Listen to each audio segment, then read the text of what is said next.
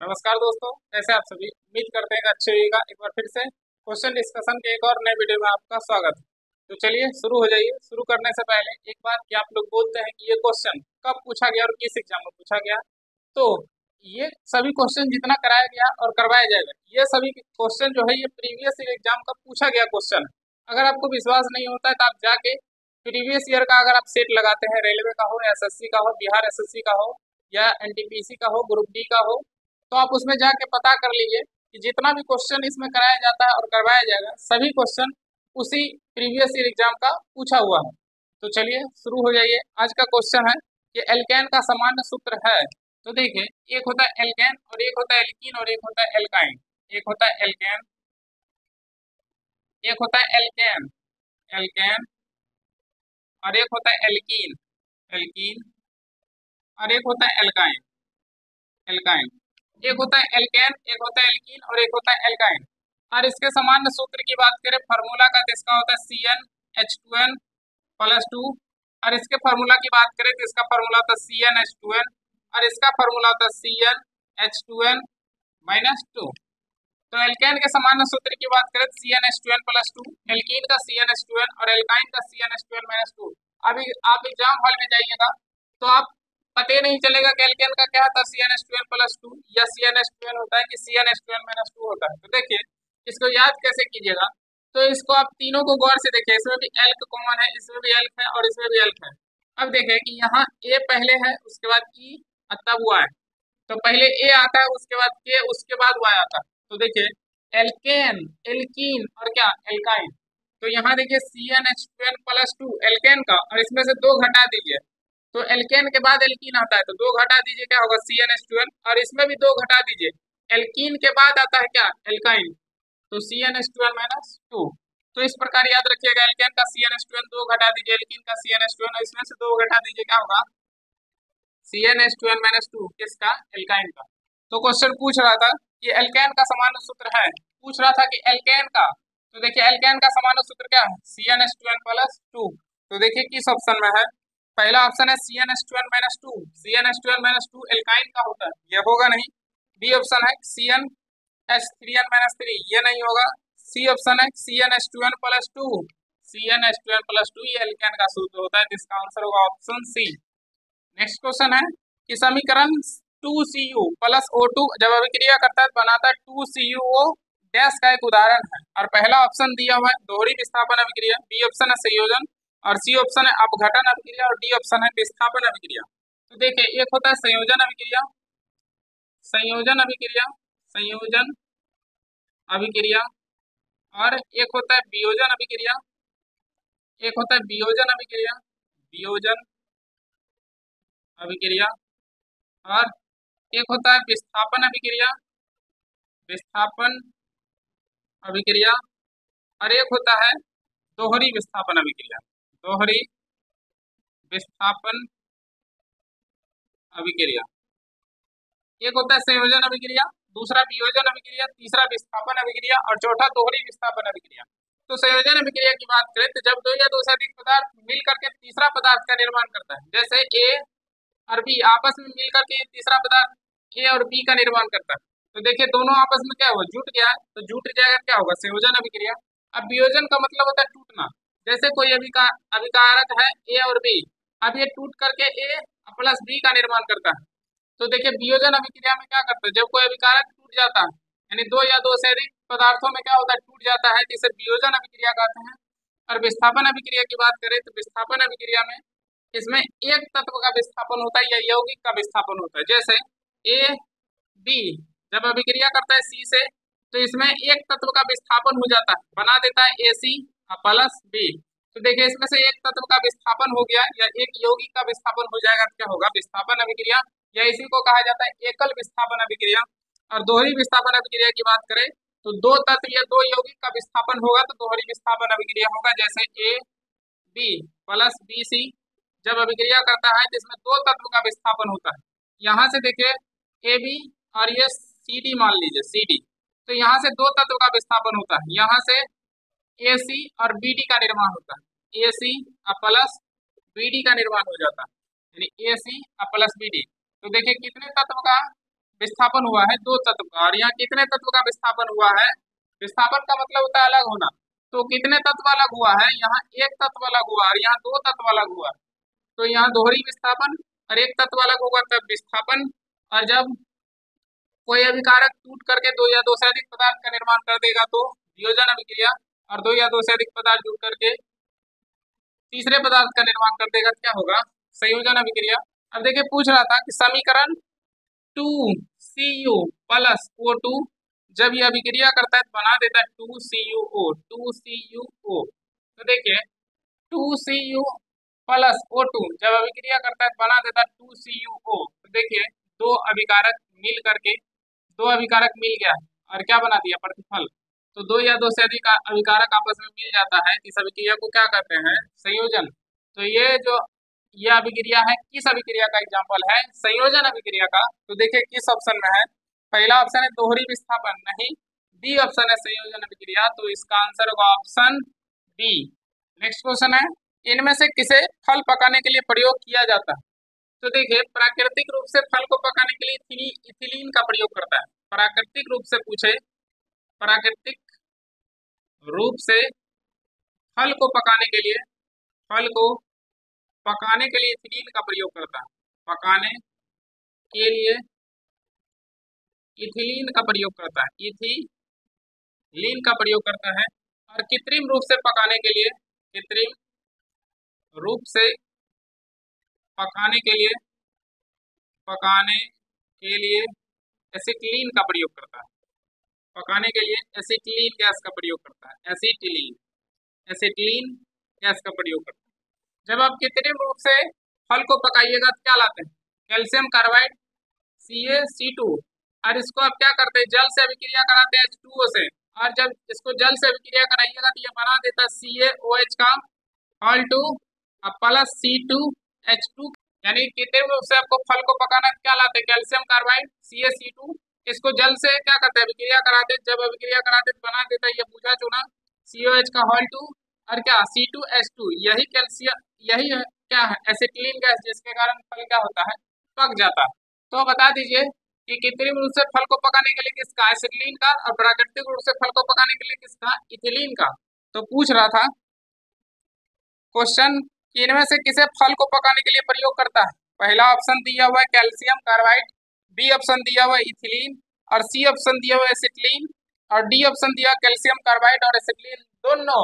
तो देखिए अब इस क्वेश्चन में ना प्राकृतिक रूप से कहा है ना कृत्रिम रूप से कहा है, तो इसका आंसर होगा क्या? तो इसका आंसर कह रहा है कि फल को पकाने के लिए प्रयोग किया जाता है, तो इसका आंसर होगा ऑप्शन डी। अब ऑप्शन डी इसलिए कि फल को पकाने के लिए प्रयोग किया जाता है किसका?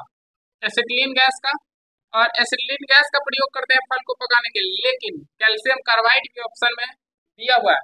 अगर ऑप्शन में सिर्फ एसिटिलीन रहता तो एसिटिलीन आंसर होता, लेकिन साथ में कैल्शियम कार्बाइड भी दे दिया, इसलिए इसका आंसर होगा ऑप्शन डी, कैल्शियम कार्बाइड और एसिटिलीन दोनों। तो इसका आंसर होगा ऑप्शन डी। और देखिए एक ऑप्शन सी लिखा हुआ है, ऑप्शन सी में लिखा है एसिटिलीन, तो अगर वो ऑप्शन डी में नहीं रहता कैल्शियम कार्बाइड और एसिटिलीन दोनों, तो इसका आंसर सेकंड आंसर होता है acetylene, option C. Next question है, ऑक्सीजन के एक अणु में ऑक्सीजन के कितने परमाणु होते हैं?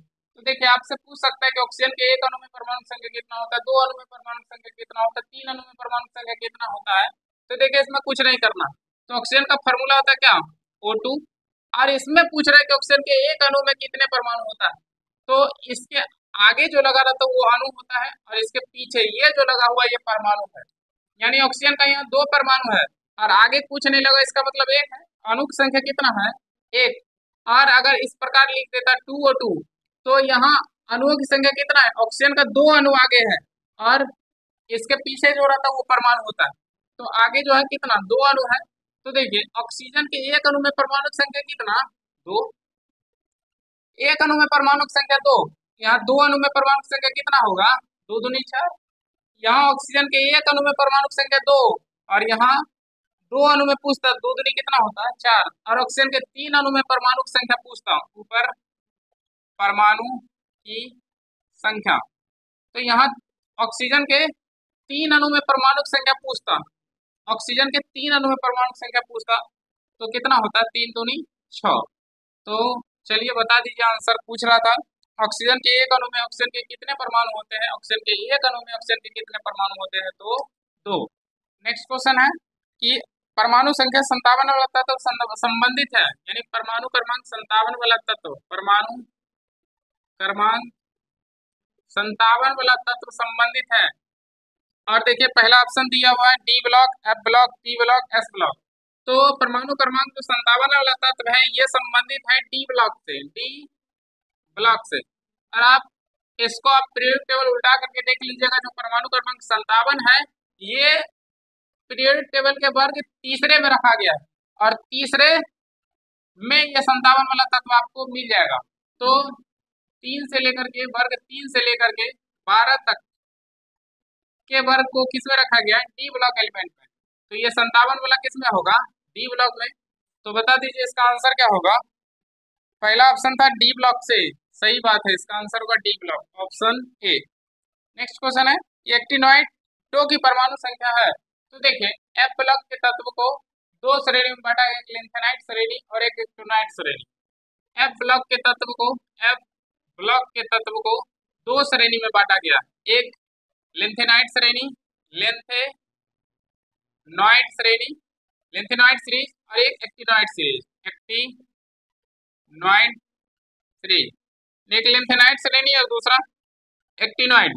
लिंथेनाइड की परमाणु संख्या की बात करें तो इसमें टोटल तत्व जो है 14 है, और इसमें भी टोटल तत्व है 14 है।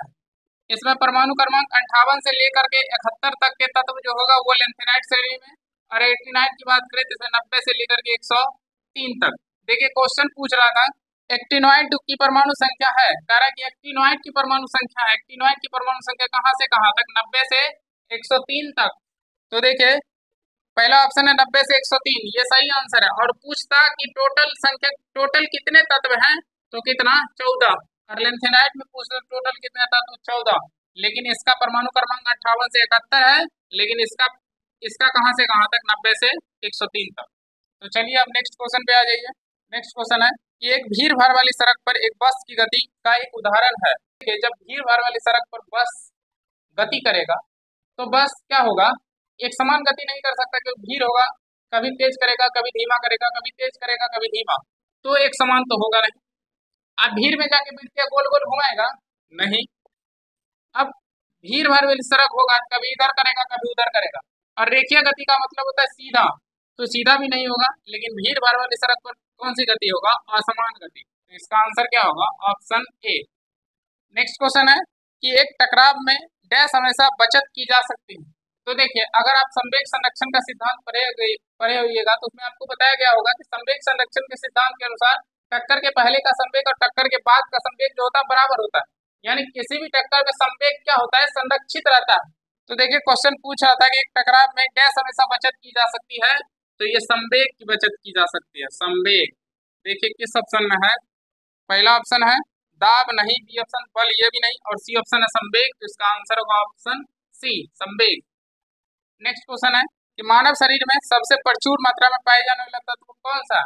तो देखिए मानव शरीर में सबसे अधिक प्रचुर मात्रा में पाए जाने वाला तत्व जो है ऑक्सीजन है, यानी मानव शरीर में तत्वों का क्रम, मानव शरीर में तत्वों का क्रम, तत्वों का क्रम जो होता है वो होता है O C H N C A, यानी मानव शरीर में तत्वों का क्रम जो होता है वो होता है ऑक्सीजन, इससे कम कार्बन, इससे कम हाइड्रोजन, और इससे कम नाइट्रोजन, और इससे कम कैल्शियम। तो देखिए क्वेश्चन पूछ रहा था कि मानव शरीर में सबसे प्रचुर मात्रा में मौजूद तत्व कौन सा है, तो सबसे प्रचुर मात्रा में मौजूद तत्व कौन सा है, तो देखिए क्या है, ऑक्सीजन। तो इसका आंसर होगा ऑक्सीजन। पहला ऑप्शन है कार्बन नहीं, बी ऑप्शन है ऑक्सीजन। तो इसका आंसर होगा ऑक्सीजन। लेकिन एक और बात याद रखिएगा कि यहाँ ऑक्सीजन अधातु है, कार्बन भी अधातु है, हाइड्रोजन भी अधातु है, नाइट्रोजन भी अधातु है, लेकिन कैल्शियम क्या है, धातु है। तो क्वेश्चन यहाँ पूछा था कि मानव शरीर में सबसे प्रचुर मात्रा में पाए जाने वाला तत्व, तो बता दिया आप ऑक्सीजन। लेकिन आपसे क्वेश्चन पूछता कि मानव शरीर में पाए जाने वाला सबसे प्रचुर मात्रा में पाए जाने वाला धातु, तो आप ऑक्सीजन नहीं मान सका कि ऑक्सीजन क्या है, अधातु है। तो इसका आंसर क्या होता, कैल्शियम होता है, क्योंकि कैल्शियम क्या है, धातु है। तो धातु पूछेगा तो कैल्शियम, और तत्व पूछेगा तो ऑक्सीजन। नेक्स्ट क्वेश्चन है कि निम्न में से क्या तरंग की विशेषता नहीं है, और पहला ऑप्शन दिया हुआ है तरंगदैर्घ्य, पहला ऑप्शन दिया हुआ है तरंगदैर्घ्य, तरंगदैर्घ्य, बी ऑप्शन दिया हुआ है आयाम, आयाम, और सी ऑप्शन दिया हुआ है आवृत्ति, और डी ऑप्शन दिया हुआ है माध्यम, माध्यम। और क्वेश्चन देखिए पूछ रहा था कि निम्न में से क्या तरंग की विशेषता नहीं है। अब तरंगदैर्घ्य की बात करें तो दो लगातार श्रृंग और गर्त के बीच की दूरी को तरंगदैर्घ्य कहा जाता है। दो लगातार श्रृंग, श्रृंग और गर्त के बीच की दूरी को तरंगदैर्घ्य कहते हैं। गर्त की बीच की दूरी जो होता है वो तरंगदैर्घ्य होता है। और आयाम की बात करें तो महत्तम विस्थापन को आयाम कहते हैं, महत्तम विस्थापन को आयाम कहते हैं। और आवृत्ति की बात करें तो एक दोलन में तरंगों की संख्या को आवृत्ति कहते हैं, यानी एक सेकंड में कंपनों की संख्या को, यानी तरंगों की संख्या को, तरंगों की संख्या को आवृत्ति कहते हैं। और ये माध्यम कुछ नहीं है, ये तीनों इसकी विशेषता है, लेकिन ये माध्यम इसकी विशेषता, तरंग की विशेषता नहीं है। तो इसका आंसर होगा ऑप्शन डी। पूछ रहा था कि इनमें से कौन सा तरंग की विशेषता नहीं है, ऑप्शन डी माध्यम। तो चलिए इस वीडियो के लिए इतना है। ये वीडियो आपको कैसा लगा है कमेंट करके जरूर बताइएगा। अगर आपको अच्छा लगा होगा दोस्तों के साथ शेयर कर दीजिएगा। ऐसे ही हम आपके लिए अच्छे अच्छे वीडियो लाते रहेंगे। तो चलिए मिलते हैं बहुत जल्द नेक्स्ट वीडियो में, तब तक के लिए